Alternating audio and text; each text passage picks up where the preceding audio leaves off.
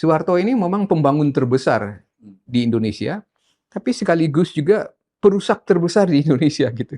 Jadi pembangun dan sekaligus perusak itu. Pada masa Orde Baru itu juga terjadi pelanggaran HAM berat misalnya. Banyak pelanggaran HAM berat. Nah, apakah itu akan bisa diselesaikan kalau Soeharto sudah diangkat menjadi pahlawan nasional? Saya berpandangan sebaiknya tokoh yang akan dijadikan pahlawan nasional itu bukan tokoh yang kontroversial, karena akan menimbulkan pro dan kontra gitu.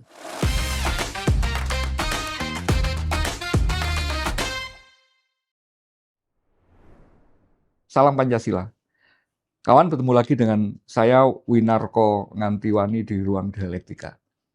Kali ini menjelang tanggal 10 November, kami akan membahas tentang pahlawan. Untuk itu, kami mengundang untuk pertama kalinya ke Ruang Dialektika sejarawan, salah satu mungkin sejarawan yang secara tidak langsung Prof mengajari banyak hal kepada saya, kepada kami generasi 98 tentang bagaimana membaca sejarah sebuah bangsa gitu. Kita sambut di Ruang Dialektika Profesor Asfi Warman Adam. Salam Pancasila dulu, Prof. Salam Pancasila. Sehat, Prof? Sehat, alhamdulillah. Terima kasih, Prof, sudah mau meluangkan waktunya untuk kami ingin membahas banyak hal tentang pahlawan dan kepahlawanan, Prof. Tetapi mungkin kita memulai dengan isu yang saat ini sedang ramai, yaitu usulan atau bisa disebut kontroversi usulan untuk menjadikan Presiden Soeharto sebagai seorang pahlawan nasional. Tentu saja ini menjadi bagi kami generasi 98 gitu ya, itu menjadi kayak semacam pertanyaan yang paling problematis itu gini. Nah, kalau Soeharto yang kami turunkan dulu menjadi pahlawan, apakah kami yang menurunkan itu berarti penjahat kan gitu kan? Yang menurunkan pahlawan kan harusnya penjahat gitu kan? Apakah generasi 98 kemudian melahirkan reformasi itu adalah generasi yang penjahat kan gitu? Nah, kita mulai dulu dari soal Soeharto ini. Gimana pandangan Profesor Asfi tentang pencalonan, usulan pemerintah untuk mencalonkan mantan Presiden Soeharto sebagai pahlawan nasional? Monggo, Prof. Mendiang ya Pak Presiden Soeharto itu meninggal tahun 2008. Ya.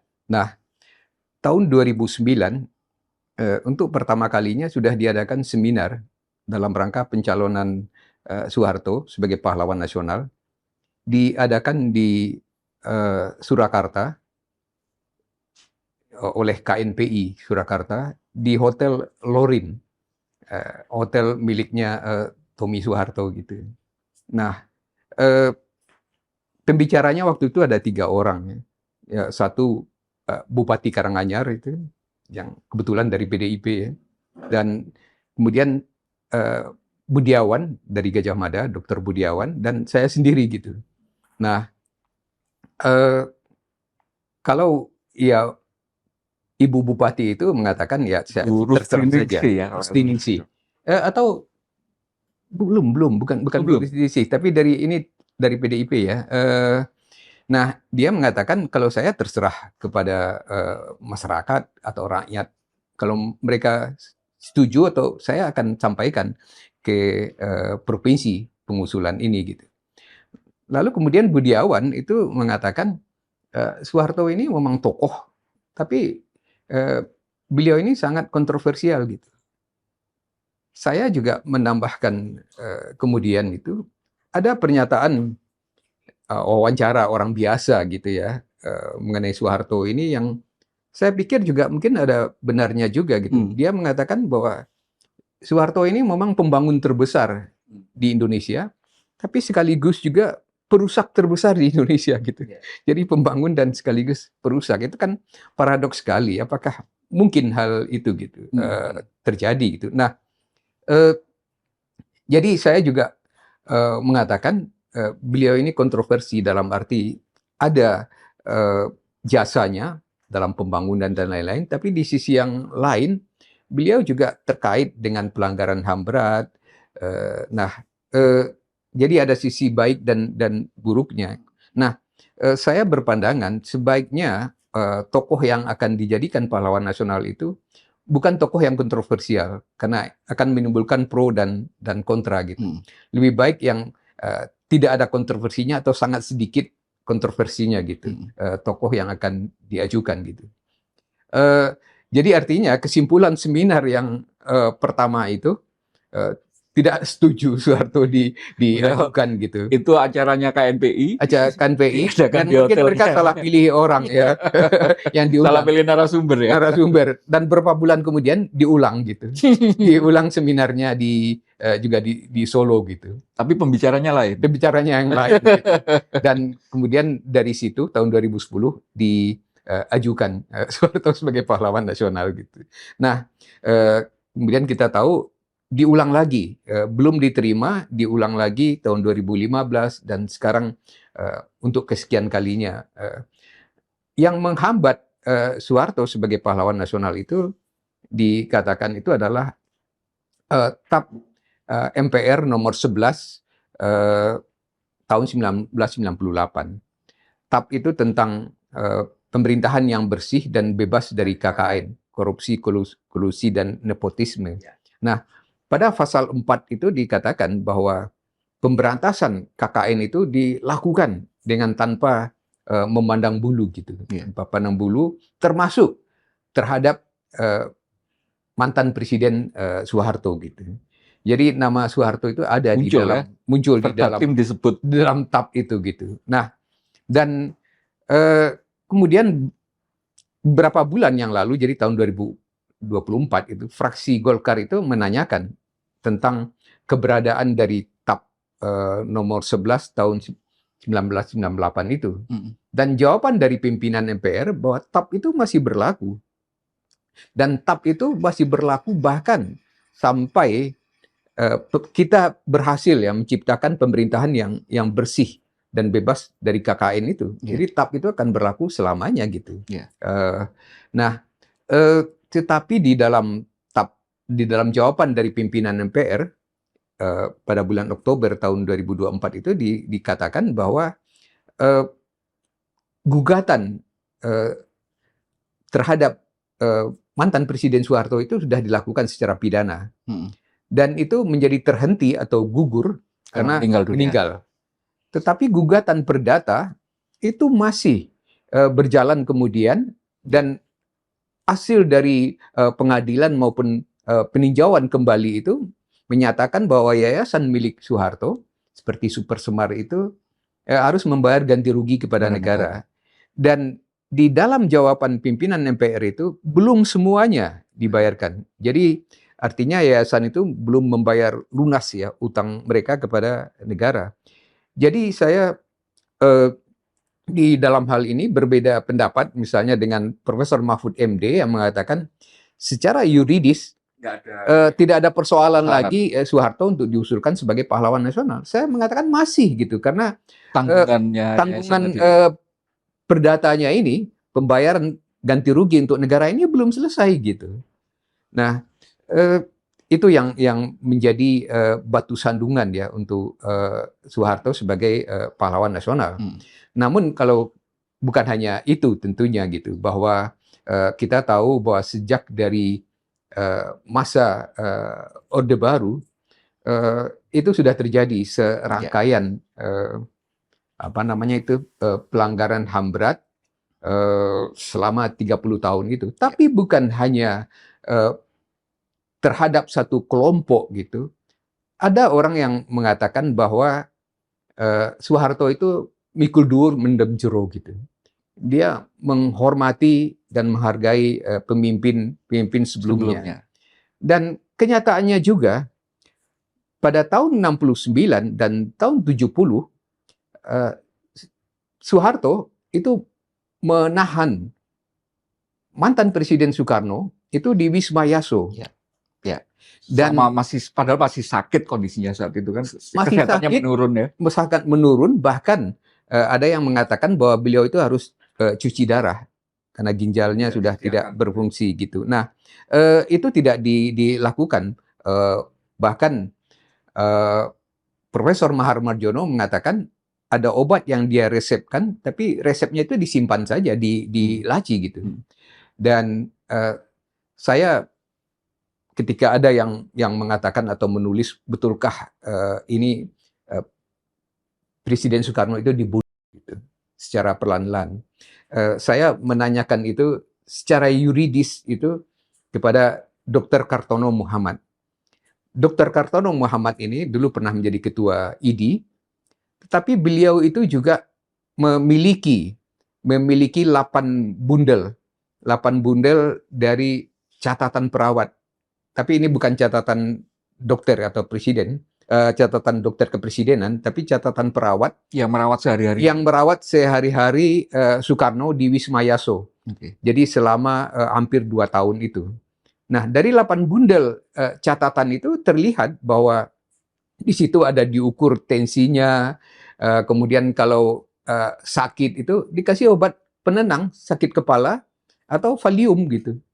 Maksudnya hanya Jadi obat-obat ringan gitu. obat-obat ringan gitu, ditambah obat penenang gitu. Jadi tidak ada obat yang khusus misalnya untuk yang berhubungan dengan ginjal dan lain-lain gitu. Apalagi yang sifatnya operasi. Operasi dan itu. Jadi jawaban dari Dr. Kartono Muhammad terhadap pertanyaan itu, Soeharto itu tidak dirawat, Soekarno tidak dirawat sebagaimana semestinya.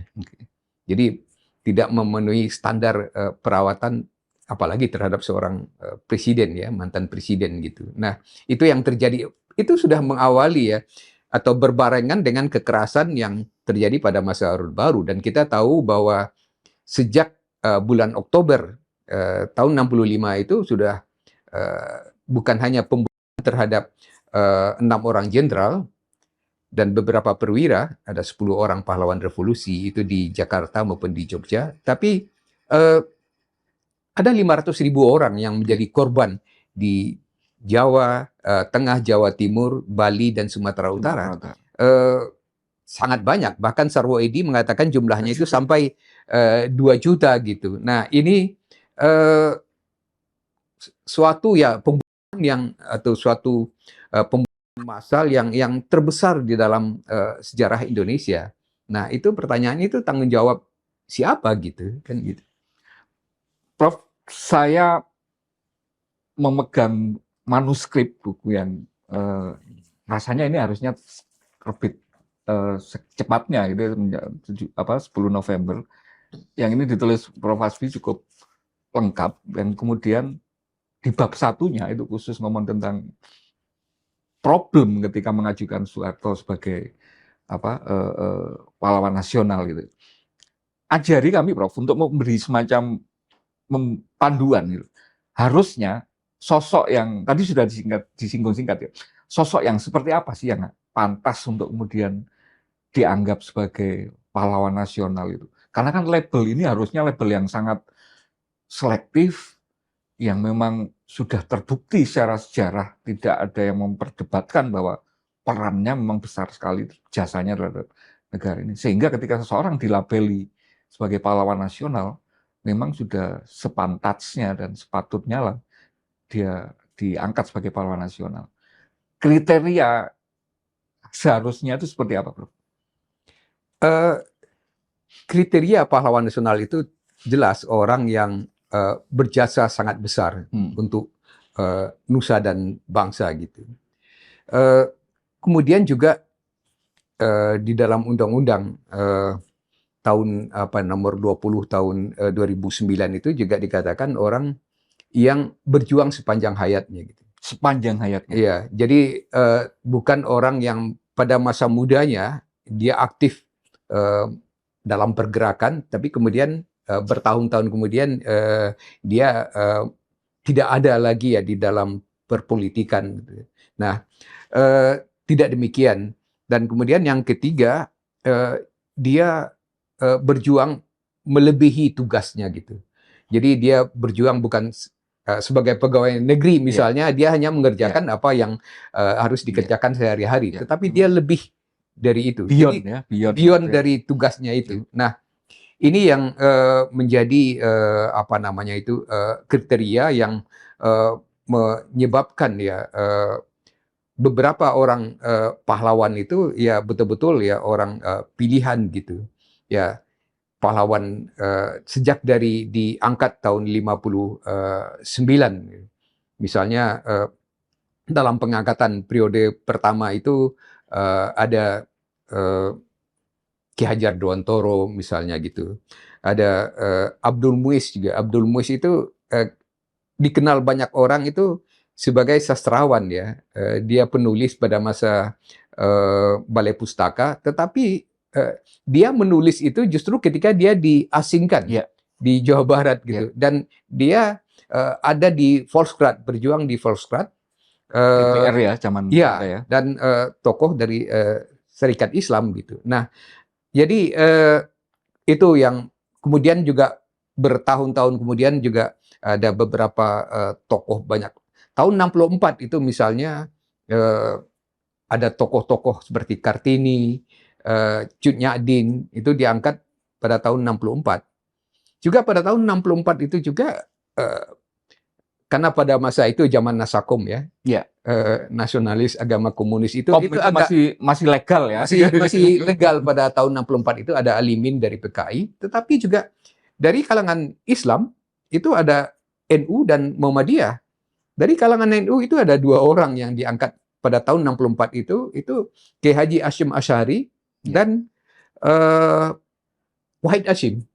Jadi ayah dan kakek dari Gus Dur itu diangkat bersamaan tahun 64. Dari Muhammadiyah ada juga. Jadi tahun 64 itu cukup banyak yang diangkat gitu. Tapi saya katakan ini semua tokoh-tokoh yang apa namanya itu, yang layak kita teladani ya, perjuangannya dan juga sikapnya, kehidupan sehari-hari mereka itu mereka tidak korupsi dan semacamnya gitu.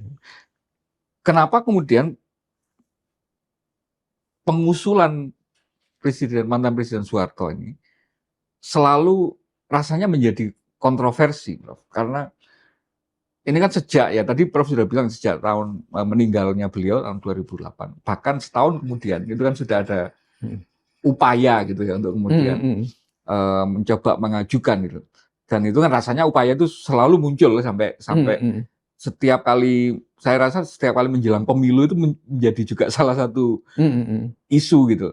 Artinya kenapa kita tidak bisa memberi semacam kepastian sebenarnya Soeharto ini material pahlawan atau bukan? Kenapa sih kita itu sangat bias untuk kemudian memahami, kalau tadi Prof sudah menjelaskan tentang berbagai macam rekam jejaknya gitu di awal tadi. Kenapa masih juga ada pihak yang menganggap yang disampaikan Prof tadi mungkin dikatakan, mungkin bisa dikatakan nggak benar gitu. Artinya jasanya lebih besar dibanding apa yang dilakukan. Iya, kalau apa namanya itu, karena kita ini berada pada era reformasi gitu. Justru kalau pada masa Orde Baru ya Soeharto itu kan akan diangkat gitu. Nah, kita berada pada era reformasi. Era reformasi ini adalah suatu era yang merupakan kritik terhadap era Orde Baru. Ya, antitesis. Antitesis terhadap Orde Baru dan antitesis terhadap apa yang dilakukan oleh Soeharto gitu. Jadi Soeharto itu memerintah itu 7 kali menjadi 7 periode gitu. Dan kita menolak itu pada era reformasi. Di dalam amandemen yang Undang-Undang Dasar 45 yang diamandemen itu dibatasi 2 periode saja gitu. Itu atas kemudian pelajaran yang Soeharto, kita peroleh dari Soeharto gitu. Dan kemudian pada era reformasi ini kita membuat KPK misalnya. Karena korupsi yang merajalela pada masa lalu itu rasanya tidak cukup dengan polisi, dengan kejaksaan. Kita perlu ada satu lembaga lain lagi, KPK gitu. Dan pemilihan umum yang dulu diselenggarakan oleh pemerintah. Dulu namanya Panitia Pemilihan Indonesia. Dan sekarang oleh KPU yang diseleksi ya. Secara terbuka gitu. Independen gitu ya. Independen walaupun ya di situ masih kenyataannya konsepnya minimal konsepnya. Iya betul. Itu yang perubahan-perubahan yang terjadi itu merupakan ya penolakan terhadap apa yang dilakukan oleh Soeharto. Nah, sekarang kalau kita mengangkat Soeharto sebagai pahlawan nasional, kita akan kembali lagi pada masa Orde Baru gitu. Iya. Kita akan mau atau tidak kita seperti itu gitu. Kita pada masa Orde Baru itu juga terjadi pelanggaran HAM berat misalnya. Banyak pelanggaran HAM berat. Nah, apakah itu akan bisa diselesaikan kalau Soeharto sudah diangkat menjadi pahlawan nasional? Akan tertutup penyelesaian secara yuridis maupun yudisial maupun non yudisial kalau Soeharto sudah diangkat menjadi pahlawan nasional gitu. Jadi itulah yang merintangi ya upaya untuk tidak mengangkat Soeharto sebagai pahlawan nasional.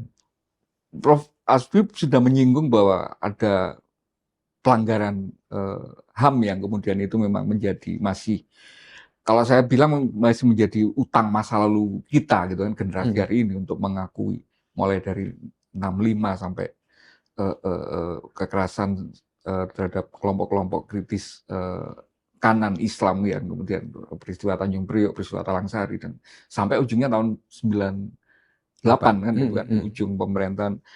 Yang jadi masalah, Prof, ketika pelanggaran-pelanggaran HAM ini masih membawa atau melibatkan atau mengaitkan pelaksanaan kejadian pelanggaran berat ini dengan orang-orang yang hari ini masih, bahkan kalau kasusnya misalnya dugaan pelanggaran berat yang melibatkan tahun 98 misalnya, ada nama Presiden Prabowo yang hari ini justru memegang puncak kekuasaan. Nah, gimana kemudian kita mengharapkan bisa mampu menyelesaikan pelanggaran-pelanggaran HAM berat masa lalu ini ketika pemerintahan hari ini adalah, kalau bisa dibilang, keberlanjutan atau masih ada kaitan dengan pemerintahan yang saat itu diduga melakukan pelanggaran berat?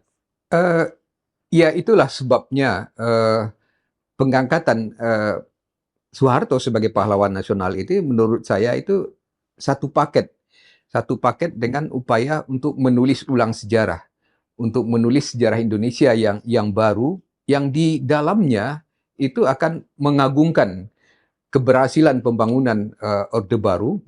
Ya mungkin cuma ada sedikit kekurangannya gitu, tetapi yang di lainnya itu adalah pembangunan yang di berbagai bidang itu sudah terjadi pada masa Orde Baru yang dipimpin oleh Soeharto dengan dukungan duifungsi ABRI, dengan dukungan militer gitu. Nah, kemudian pada masa itu juga terjadi pelanggaran HAM berat yang dengan sejarah yang ditulis ini, hal itu akan dihilangkan atau direduksi sedemikian mungkin dari tahun 65 sampai peristiwa 1998. Jadi saya katakan ini satu paket gitu, satu paket untuk mencuci bersih sejarah dan kemudian termasuk di dalamnya mengangkat gongnya itu Soeharto sebagai pahlawan nasional. Bukan hanya itu ya.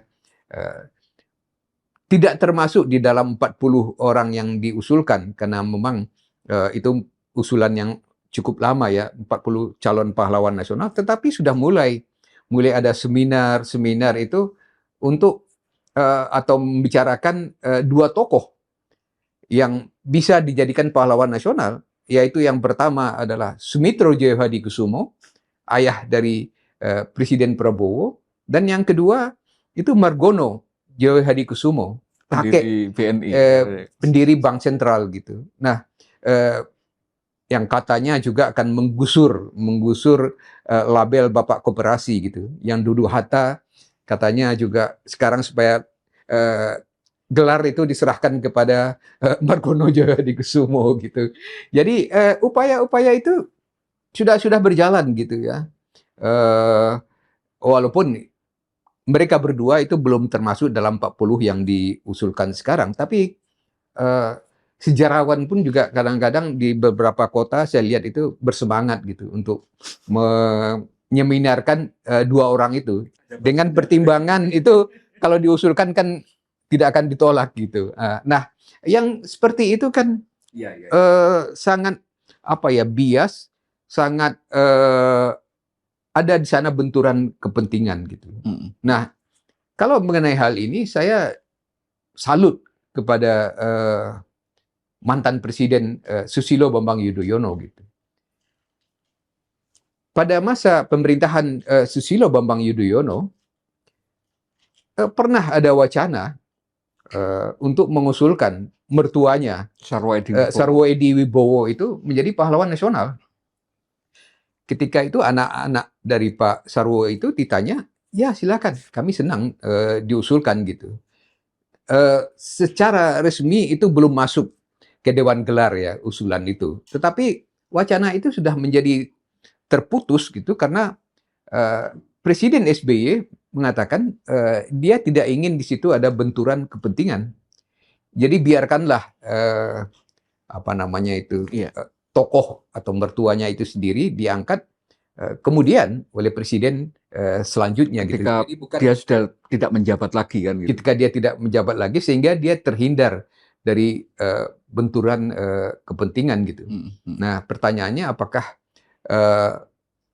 Prabowo Subianto itu mau nggak meniru Presiden SBY gitu di dalam ketika yang dikaitkan orang tuanya sama kakeknya. Orang tuanya, kakeknya, dan dirinya sendiri kan, Bro. Dan mantan mertuanya gitu. Ya, dan dirinya sendiri kan dan ketika 98 itu misalnya dibersihkan. Kiat juga itu kaitannya dengan itu.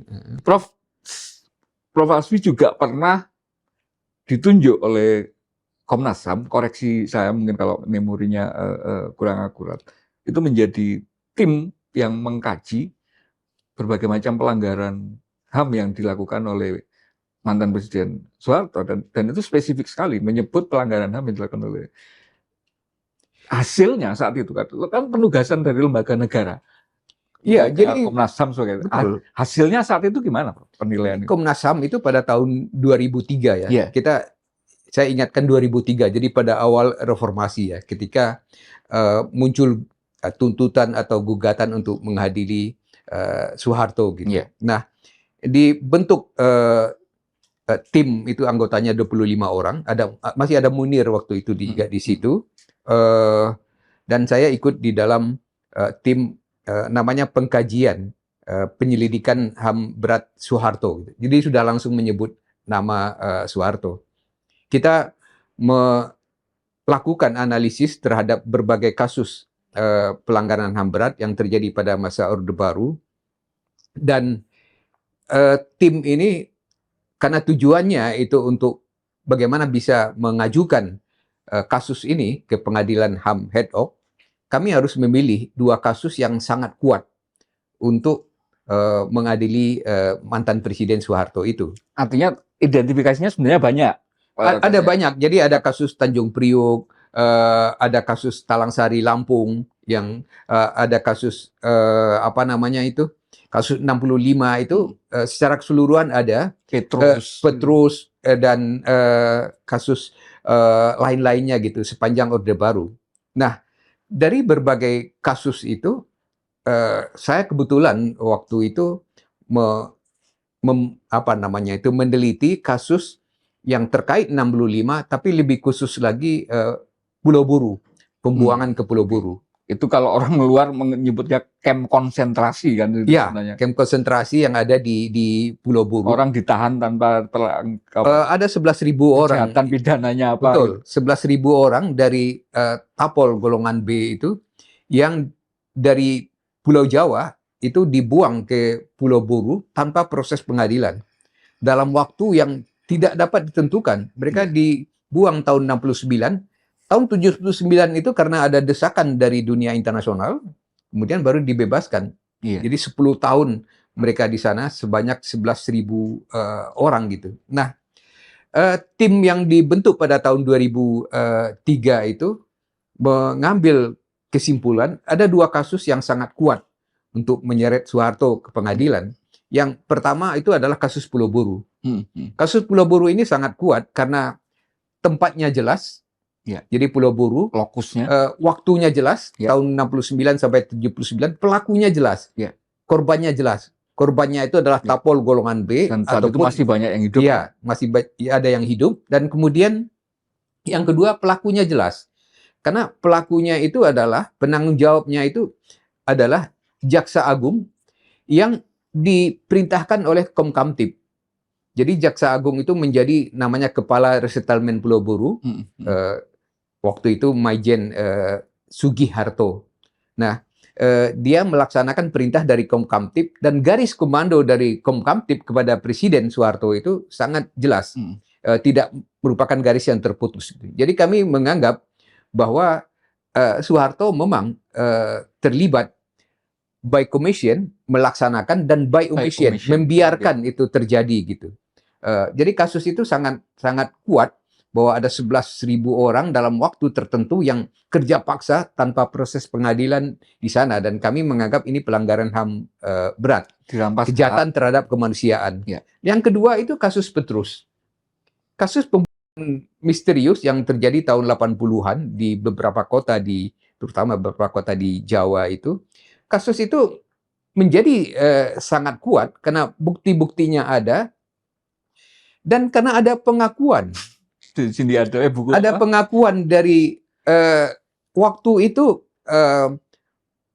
Menteri Luar Negeri Mukhtar Khomeinimaja kalau saya salah di PBB ketika itu ditanya, dia mengatakan bahwa ini adalah pembunuhan sesama geng gitu, konflik antar geng yang di beberapa tempat di Pulau Jawa gitu. Yeah. Tapi kemudian Soeharto mengakui bahwa dia melakukan itu untuk sebagai shock terapi karena dia menganggap bahwa aspek kriminalitas itu sudah demikian tinggi di masyarakat gitu. Jadi para kriminal itu harus diberikan shock terapi. Nah, shock terapi itu dengan menembakin mereka dan dengan ya pilihannya itu adalah orang-orang yang bertato itu yang dianggap itu kriminal gitu dan memamerkannya dan begitu demonstratif gitu.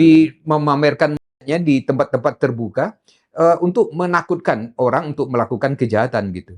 Nah, itu diakui Soeharto dalam autobiografinya. Jadi kami menganggap dua kasus itu kasus yang kuat untuk menggeret ya mantan Presiden Soeharto ke pengadilan. Itu tahun 2003 dan tahun 2004 kasusnya itu ingin ditingkatkan. Kalau semula itu penyelidikan, kemudian akan ditingkatkan ke penyidikan. Sudah dibentuk tim yang baru. Jadi proses pro justisianya masuk ke jalan. Itu akan dilanjutkan, dibentuk tim yang baru. Saya juga termasuk tim itu dengan diketuai oleh Gus Solah. Gus Salahuddin Wahid. Kiai Haji Salahuddin Wahid yang waktu itu wakil ketua Komnas HAM itu akan menjadi ketua penyidikan terhadap pelanggaran HAM berat Soeharto. Itu gitu. 2004 ya? Itu tahun 2004. Tim itu sudah terbentuk. Kita sudah menerima suratnya, lalu kemudian Gus Solah itu memimpin rapat yang pertama gitu dari tim untuk penyidikan Soeharto itu. Tapi Gus Solah mengatakan ini rapat yang pertama, tapi saya sekaligus pamit. Pamit karena saya sudah dipinang oleh Jenderal Wiranto untuk menjadi calon wakil presiden gitu. Nah, karena Gus Solah atau tidak ada lagi yang menjadi ketua dan tidak ada lagi yang berani untuk duduk di situ, ya tim itu menjadi bubar dan tidak ada kelanjutannya. Jadi kalau sampai proses penyelidikan itu ada hasilnya. Ada hasilnya. Tapi untuk ditingkatkan menjadi penyidikan belum sempat jalan. Belum terjadi gitu. Karena ketuanya mengundurkan diri karena kalau kemudian kita menyimpulkan itu sebagai sebuah fragmen sejarah, berarti di momen tahun 2003 itu, dari hasil penyelidikan tim yang dibentuk oleh Komnas HAM, 25 orang tadi, rasanya berarti di titik itu nggak mungkin kebayang bahwa yang namanya mantan Presiden Soeharto ini bisa dianggap menjadi pahlawan. Kira-kira gitu, Bro. Iya, karena di situ di dalam kasus ya misalnya Pulau Buru itu jelas itu ada korbannya 11.000 orang dan kerja paksa tanpa digaji dan disiksa. Clear. Kalau mereka bermalas-malas gitu membangun daerah pertanian di situ gitu. Jadi itu kan pelanggaran HAM berat dan saya katakan lagi garis komandonya itu sangat jelas kepada presiden gitu. Dan kemudian ada satu lagi kasus pembunuhan misterius itu yang diakui gitu. Nah, yang kedua yang proses perdata tadi, Prof. Ini mungkin juga banyak generasi hari ini juga mungkin tidak terlalu familiar dengan apa masalahnya dengan Soeharto bikin yayasan-yayasan tadi itu kan gitu. Karena kemudian lagi-lagi ini upaya untuk memutihkan tadi, Prof, itu juga sudah dimunculkan Eh, semacam testimoni-testimoni dari para penerima beasiswa Super Semar misalnya merasa katanya itu berjasa untuk kemudian mereka iya, menyelesaikan kuliah. Dan kenapa kemudian ini yayasan-yayasan itu tujuannya baik ya, walaupun entah bagaimana caranya gitu ya. Misalnya ada yayasan Amal Bakti Muslim Pancasila gitu. Tapi itu kan gaji kami, gaji pegawai negeri itu yang dipotong gitu. Oke lah gitu. Itu dan itu dari sana itu dibangun eh, menurut laporannya itu sudah terbangun itu 999 masjid 3 kali 9 ya di seluruh Indonesia hasil dari yayasan itu ya itu oke gitu. Tapi kemudian ada yayasan yang Super Semar juga sangat banyak membantu gitu. Tapi persoalannya kemudian itu yayasan itu kan punya uang gitu, punya uang dan uang itu dipinjamkan kepada eh, pengusaha atau konglomerat yang sedang kesulitan atau krisis likuiditas gitu. Nah itu di situ korupsinya itu di situ gitu. Jadi bukan ketika beasiswa itu diberikan Super Semar nggak masalah gitu. itu Tapi bagus, aspek itu itunya bagus bagus. gitu. Tapi ketika uang itu dipinjamkan untuk bukan apa ya kepada orang yang sebagai semestinya gitu ya itu di situ korupsinya itu di Ya, situ dan itu yang dituntut ya. di pengadilan dan harus membayar tadi kerugian kepada negara yang belum sepenuhnya. Karena juga yang rasanya hari ini menjadi hilang dari memori kolektif bangsa hari ini, korupsinya Soeharto itu kan luar biasa besar yang kemudian di berbagai macam fragmen sejarah dunia itu kan banyak dicatat sebagai korupsi itu besar. Laporan majalah Time saat itu sekitar 2004-2005 juga memasukkan Soeharto sebagai salah seorang mantan presiden yang paling korup gitu ya. Meskipun sampai hari ini lagi-lagi di Indonesia sendiri kan tidak pernah ada pengadilannya untuk membuktikan itu. Nah, gimana kita kemudian sebagai bangsa untuk biar secara final gitu menyatakan bahwa ya udah kalau salah ya salah, kalau enggak mungkin nggak sih dilakukan terhadap mantan Presiden Soeharto ini?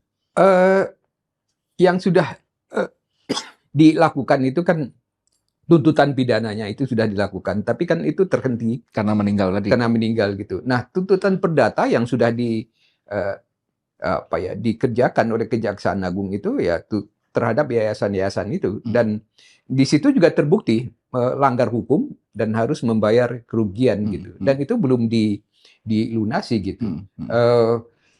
Saya tidak tahu di luar itu apalagi yang bisa ya digugat terhadap mantan Presiden Soeharto gitu. Kalau kemudian kita kaitkan, Prof, diskusi tentang kepahlawanan Soeharto itu dengan hari ini kita memperingati mau memperingati Hari Pahlawan, rasanya memang isu tentang bagaimana kita menentukan, menyatakan orang itu sebagai pahlawan itu kan diskusi yang memang selalu sering kali muncul ketika proses ini terjadi dan tokoh yang diajukan menimbulkan kontroversi. Saya baca sekilas tadi di buku terbarunya Prof. Asfi ini yang kontroversi ini, itu kan ada bab yang kemudian mencoba membingkai ulang tentang kategori pahlawan ini mungkin bisa kemudian bisa menyelesaikan berbagai macam kontroversi tadi. Mohon dijelaskan, Prof. Harusnya kita melihat pengajuan pahlawan ini nantinya seperti apa yang less kontroversial lah. Iya, apa namanya itu? Masalah pahlawan nasional ini memang ya merupakan album bangsa ya, tokoh-tokoh yang mungkin bisa menjadi contoh, menjadi teladan gitu. Tapi kepentingan politik dari kelompok golongan itu sangat besar dan dari tahun ke tahun itu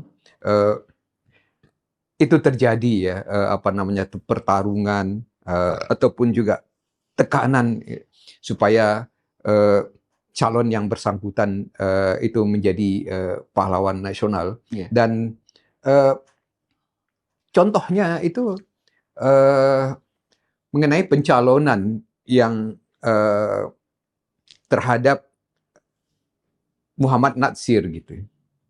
Muhammad Natsir itu seorang tokoh nasional, pemimpin masyumi, dan juga tokoh Islam dunia gitu. Ya. Tetapi pencalonnya itu ditolak oleh kalangan tentara. Jadi pusat sejarah ABRI atau TNI kemudian itu menolak Muhammad Natsir karena terlibat di dalam PRRI. Dan tentara di dalam hal ini pusat sejarah TNI, juga Angkatan Darat dan lain-lain itu keberatan kalau mereka yang terlibat di dalam pemberontakan itu menjadi pahlawan nasional. Jadi tidak boleh. Prof. Sumitro gimana? Nah itu ya nanti. Nah mereka yang terlibat di dalam sebuah pemberontakan itu tidak boleh menjadi pahlawan nasional. Walaupun kemudian belakangan muncul lagi apakah PRRI itu pemberontakan atau pergolakan daerah atau semacamnya. Tetapi sampai saat ini secara resmi PRRI itu termasuk di dalam pemberontakan gitu. Nah, Muhammad Natsir ditolak secara tegas oleh oleh tim penilai yang dari militer, juga termasuk dari pusat sejarah TNI atau pusat sejarah ABRI pada saat itu. Ketika itu menteri sosialnya itu adalah Bakhtiar Hamzah dari P3 yang meskipun mewakili Sumatera Utara, tapi dia berasal dari Sumatera Barat gitu. Dan Bakhtiar Hamzah itu pusing juga gitu. Ini banyak sekali masukan atau saran kepada beliau, kenapa kok tokoh Islam sebesar Muhammad Natsir itu tidak masuk sebagai pahlawan. Dan loh, Bapak kan Menteri Sosial gitu, kenapa tidak bisa mencalonkan Pak Natsir gitu, kenapa tidak bisa meloloskan gitu. Dan dia berdiskusi dengan seorang rekannya itu, Profesor Usman Peli itu di Sumatera Utara. Dan Profesor Usman Peli itu memberikan saran gitu. Yang menolak itu kan ABRI gitu. Yang menolak itu kan militer gitu. Nah, caranya untuk melakukan pendekatan terhadap militer harus memakai jargon. Jargon yang selalu dipakai oleh militer, oleh ABRI gitu. Jadi kita ikut itu supaya tidak ada penolakan lagi. Nah, ABRI itu kan mempunyai prinsip NKRI itu harga mati gitu. Itu prinsipnya itu dipegang teguh gitu. NKRI harga mati, itu prinsip tentara. Nah, kita ikuti jalur itu. Nah, Pak Natsir itu tahun 50 itu sudah mempraktekkan itu NKRI harga mati. Karena dia di DPR ketika itu mengeluarkan mosi integral. Terkenal dengan mosi integral Natsir yang menggabungkan kembali negara RIS itu bergabung kembali menjadi Republik Indonesia gitu. Nah, kemudian menjadi NKRI gitu. Jadi itu kan jasa Muhammad Natsir gitu. Nah, jadi itu yang dipegang.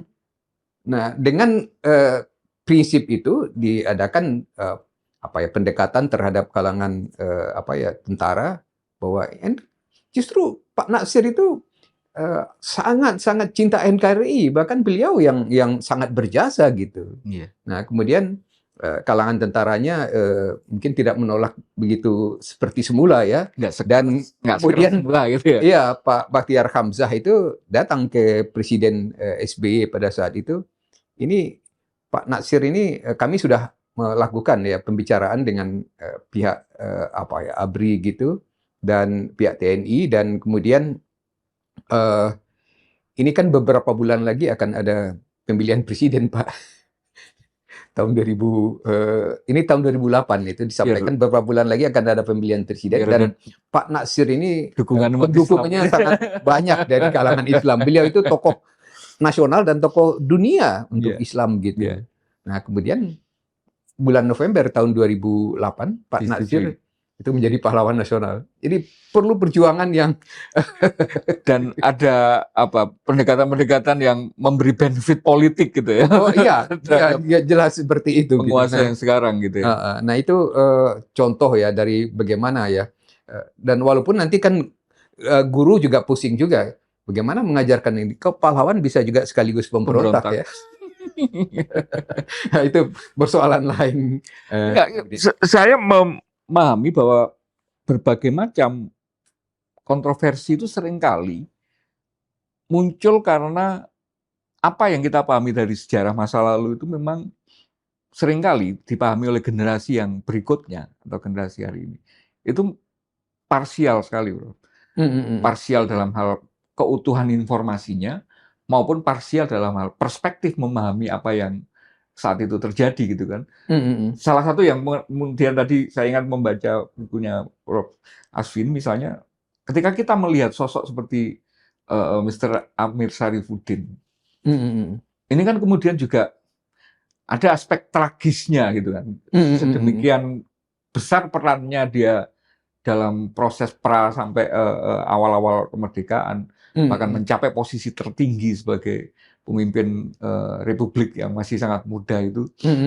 Tapi kemudian gara-gara satu dinamika politik yang menurut saya saat itu ya masih mungkin bahkan debatable sampai hari ini sebenarnya makna peristiwa Madiun itu apakah benar-benar pemberontakan dalam artian politik atau hanya sekedar konflik antara kepentingan fraksi di militer kan gitu kan. Karena kemudian belakangan misalnya muncul perspektif bahwa ternyata kelompok tokoh-tokoh Madiun itu harus ditindak secara keras karena Indonesia butuh memberi muka antifasis kepada anti komunis kepada Amerika gitu, biar diplomasi KMB-nya nanti Amerika akan menekan Belanda untuk menguntungkan kita. Misalnya hal seperti itu kan masih kontroversi gitu. Nah, tapi kemudian di sisi yang lain ternyata Alimin diangkat sebagai pahlawan gitu belakangan.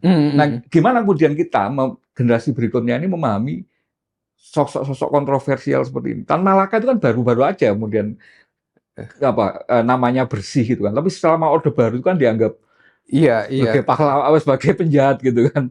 Iya betul. Alimin itu diangkat itu pada tahun 64 ya. Alimin diangkat pada tahun 64 karena Tan Malaka itu sudah diangkat pada tahun 63 gitu. Nah, ketika Tan Malaka diangkat pada tahun 63, orang-orang PKI itu mengatakan, kenapa yang Murba itu diangkat, kami PKI nggak diangkat gitu. Nah, dipilih Alimin karena Alimin itu tidak terlibat dalam pemberontakan PKI tahun 28, 26, 27 dan juga tahun 48 dan 65 tentunya belum ada waktu itu belum. Nah, jadi kontroversinya itu tidak ada Alimin gitu. Nah, berbeda dengan Amir Syarifuddin gitu. Amir Syarifuddin ini kita tahu bahwa dalam masa 2 tahun Republik Indonesia tahun 45 sampai tahun 47 ada 4 orang pemimpin Indonesia tertinggi Indonesia itu Soekarno, Hatta, Syahrir, dan 2 orang dua orang perdana menteri Syahrir dan Amir Syarifuddin gitu. Nah, ketiga orang ini Soekarno, Hatta, Syahrir itu sudah menjadi pahlawan nasional. Tetapi kan Amir Syarifuddin itu kan, nah kenapa Syahrir dan Amir Syarifuddin yang masih muda itu diangkat menjadi perdana menteri itu karena kampanye Belanda pada saat itu bahwa kita ini boneka Jepang gitu. Nah, Soekarno, Hatta itu ingin memperlihatkan bahwa ini adalah 2 orang yang anti kooperatif kan, yang melakukan gerakan di bawah tanah melawan Jepang, ingin memperlihatkan ke dunia bahwa ini mereka yang menjadi perdana menteri gitu. Jadi itulah sebabnya 2 orang yang masih ya umur 40-an itu menjadi perdana menteri waktu itu. Tapi kan yang menyangkut Amir Syarifuddin dia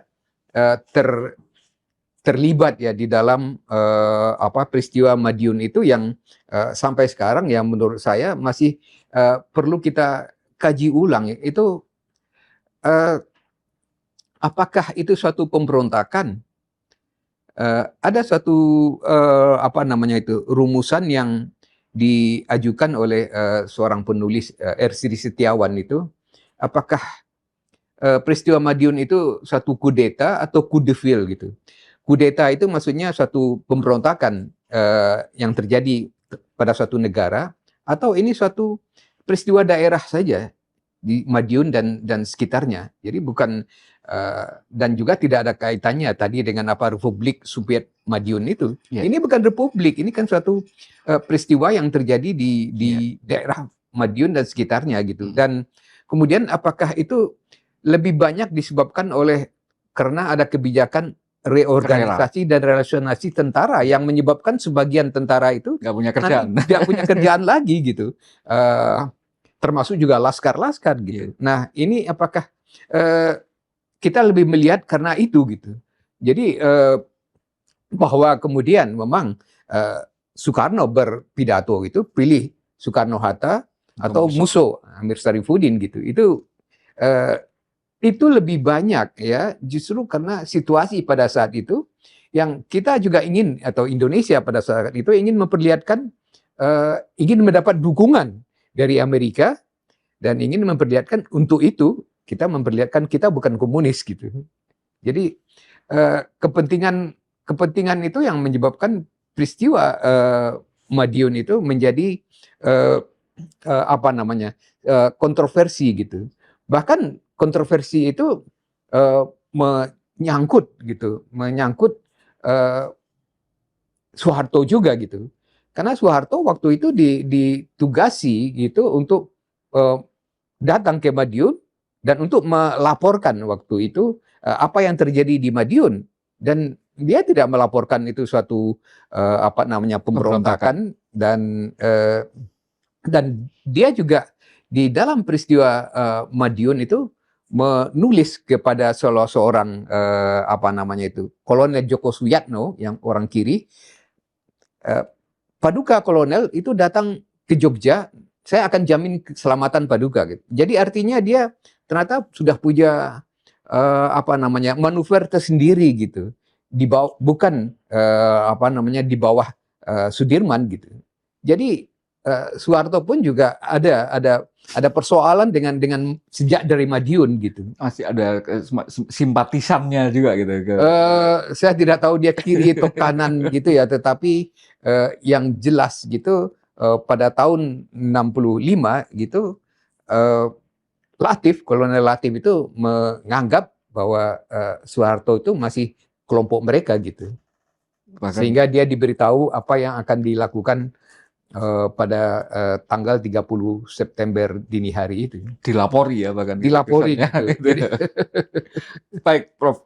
Saya akan menutupnya dengan gini. Ini kan pengajuan akan terus jalan.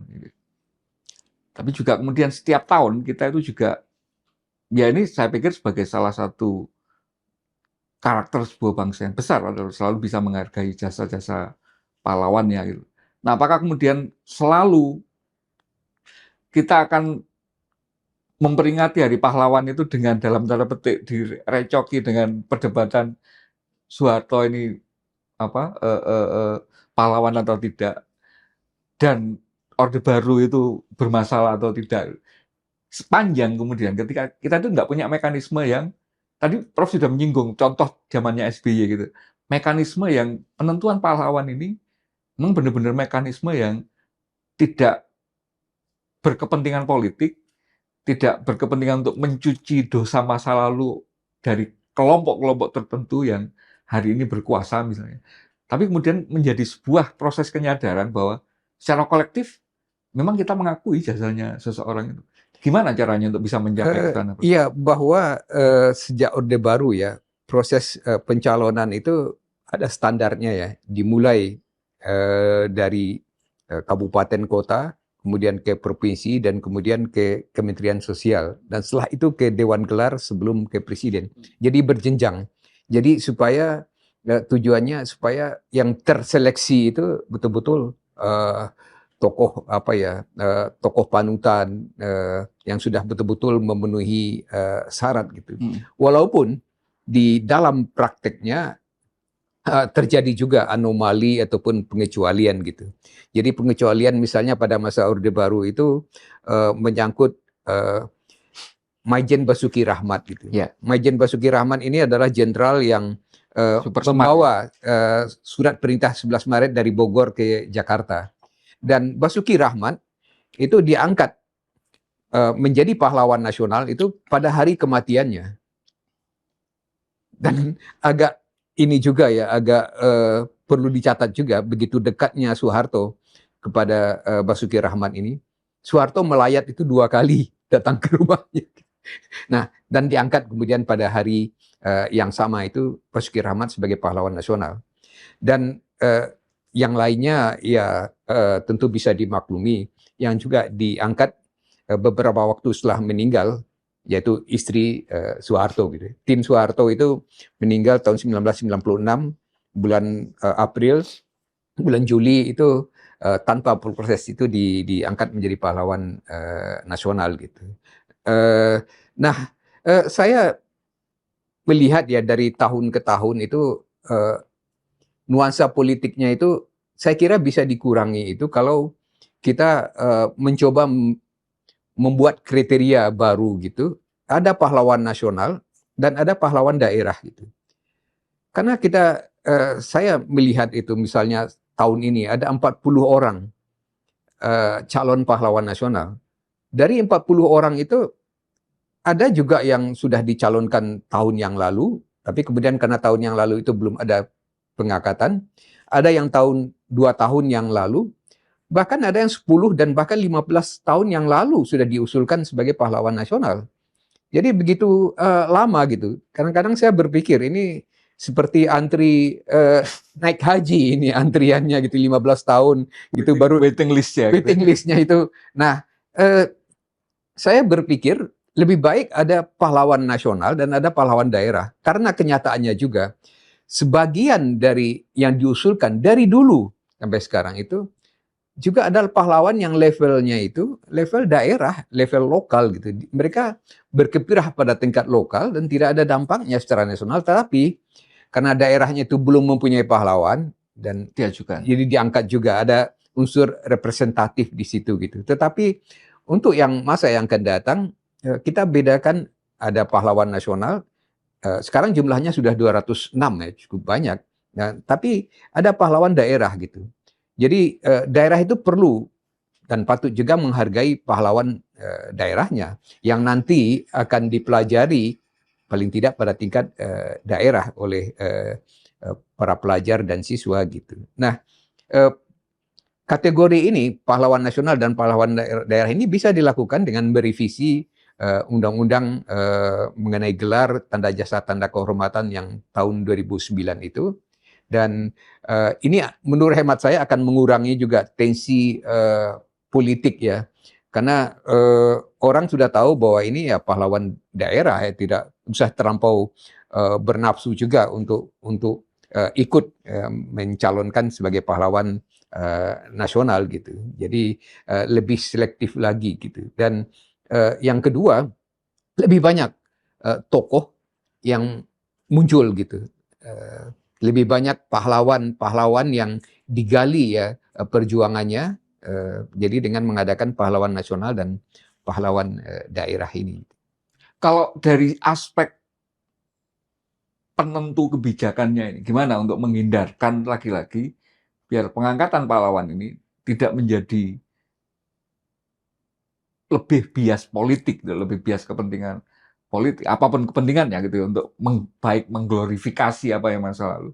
Atau tadi Prof. Sekilas menjelaskan, menyebut satu adagium Jawa, saya pikir itu apa, mikul dur mendem jero gitu kan. Yeah. Apa yang dulu aib ya kita upayakan untuk dipendam, dan apa yang dulu bagus ya kita glorifikasi kan gitu. Yeah. Karena kemudian narasi ini kan yang kemudian kemarin ketika Kementerian Kebudayaan berusaha menulis ulang sejarah, memformalkan penulisan sejarah, ya menjadi undertone-nya kan itu.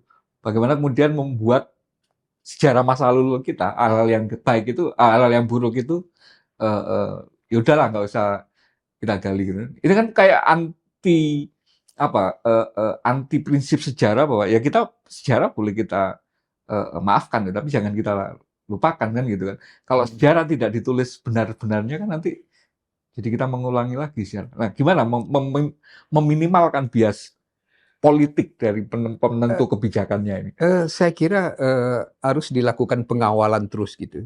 Dilakukan ketika tim yang dibentuk oleh Kementerian Kebudayaan itu mengatakan akan membuat sejarah resmi, kami ketika itu melakukan protes gitu.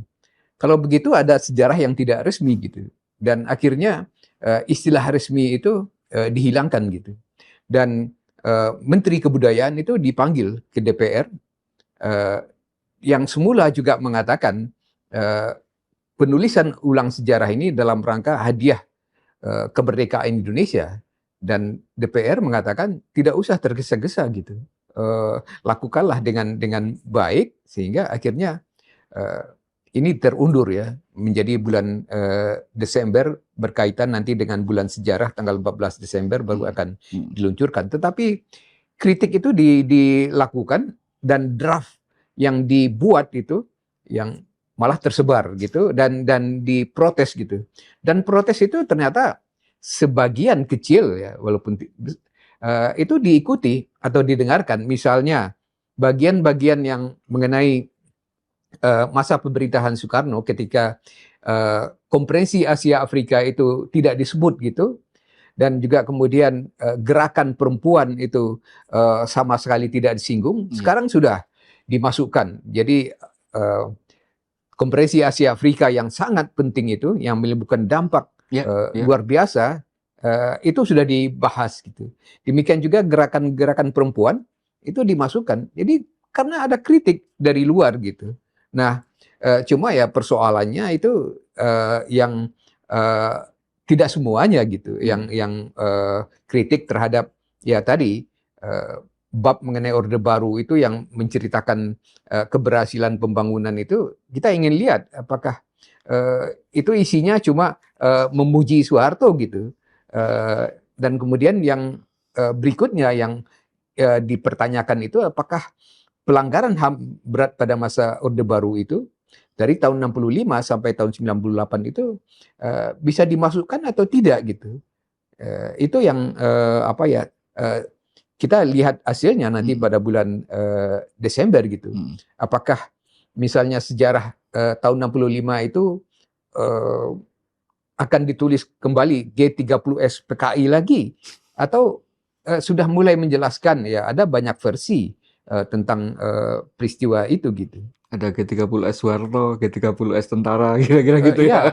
Seharusnya seperti itu gitu. Atau ya udah G30S saja nggak pakai label-label gitu ya. Sebetulnya di dalam buku Indonesia dalam Arus Sejarah yang diterbitkan tahun 2012 itu sudah tanpa PKI gitu. Jadi G30S saja walaupun di sana dikatakan ada versi PKI, ada versi Soekarno, Soeharto, CIA dan Angkatan Darat gitu. Prof, beri pesan ke kami generasi muda ini untuk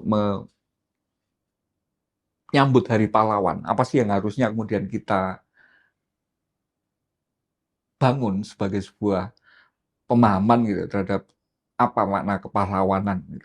Dan konteksnya kemudian ketika hari ini ya kita sebagai bangsa gitu menapaki lebih dari hampir 78 tahun gitu kemudian menjadi sebuah hasil dari pemenungan, hasil dari pengalaman kolektif, hal-hal bagus dari kepahlawanan itu apa yang kemudian generasi hari ini bisa warisi. Silakan, Pak. Dari pahlawan yang ada itu bukan di Indonesia saja ya, tapi di seluruh dunia gitu. Ada buku yang ditulis mengenai itu ya. Penulisnya itu menyimpulkan gitu. Pahlawan dari masa ke masa itu di mana saja itu ada satu sifat, satu karakter yang dimiliki oleh pahlawan itu. Ada benang merahnya kira-kira. Ada benang merahnya itu, satu kata itu keberanian. Pahlawan itu harus berani gitu. Kalau dia pengecut atau penakut, tidak mau mengambil risiko, dia bukan pahlawan. Itu pertama. Lalu yang kedua, pahlawan itu terkait dengan pengorbanan. Ya. Di Surabaya tahun 45 itu ada pengorbanan. Ya. Dan saya kira dua karakter itu yang harus kita harus berani gitu, harus berani dalam berhadapan dengan pihak asing dalam sekarang. Tetapi juga harus mau berkorban ya untuk bagaimana membereskan persoalan bangsa ini gitu. Jadi para elit itu tidak hidup bermewah-mewah gitu. Saya tidak tahu apakah masih ada ya orang yang mau seperti Agus Salim yang tidak punya rumah gitu. Banyak lagi contoh-contoh yang naksir yang punya baju yang ada tambalannya gitu misalnya. Wapres Pak Hatta itu juga Hatta gitu yang sampai akhir hayatnya pengen beli betul, sepatu aja. Saya tidak tahu bagaimana yang menularkan sikap Pengorbanan gitu. iya seperti itu gitu ya. Kalau ada gitu kita harus blow up itu ya, ada tokoh-tokoh yang seperti itu supaya bisa di dalam suasana ya sekarang ini ya bisa dicontoh gitu. Iya, rasanya memang kita perlu mengafirmasi bahwa kita perjalanan sejarahnya ini banyak ditinggali contoh, banyak ditinggali warisan berupa kepahlawanan gitu ya. Yang sayangnya semakin kesini memang semakin tidak dianggap sebagai sesuatu yang sangat berharga kan gitu, yang berani, yang mau berkorban. Iya. Karena hari ini semuanya banyak diukur dengan keberhasilan uang, politik, kekuasaan kan gitu. Betul. Dan saya dari berbagai kesempatan itu mengusulkan yang layak jadi pahlawan itu adalah Hugeng, Jenderal Polisi Hugeng, karena dia itu polisi yang jujur gitu. Gus Dur pun mengatakan cuma Hugeng sama polisi tidur. Nah ini beliau itu betul-betul ya ketika jadi bertugas di Medan itu ada pengusaha yang sudah menyogok dengan perabotan di rumah dinasnya itu diminta dikeluarkan gitu. Jadi artinya orang yang berani menolak korupsi gitu, pertanyaannya apakah masih ada sekarang? Ya, kalau kita sudah ditinggali contoh seperti itu ternyata kemudian mengabaikan kemudian tidak menganggap itu sebagai yang penting, ya mungkin akhirnya memang kita kehilangan benar sosok-sosok itu. Tapi minimal itu tetap menjadi catatan kita bersama, dan saya pikir buku-buku atau pemikiran seperti pemikiran Prof. Hasbi yang dituangkan di buku ini akan selalu mengingatkan kita bahwa kita punya warisan itu, jangan sampai dilupakan kan gitu. Jas merah. Prof. Hasbi, terima kasih banyak atas kehadirannya di Ruang Dialektika. Kita berharap peringatan Hari Pahlawan tahun ini memberi nuansa yang lain gitu, untuk kemudian semakin menyadarkan kita akan pentingnya contoh keteladanan tadi. Kita ketemu di Ruang Dialektika berikutnya, Prof. Salam Pancasila. Salam. Matur suwun, Prof. Iya, sama-sama.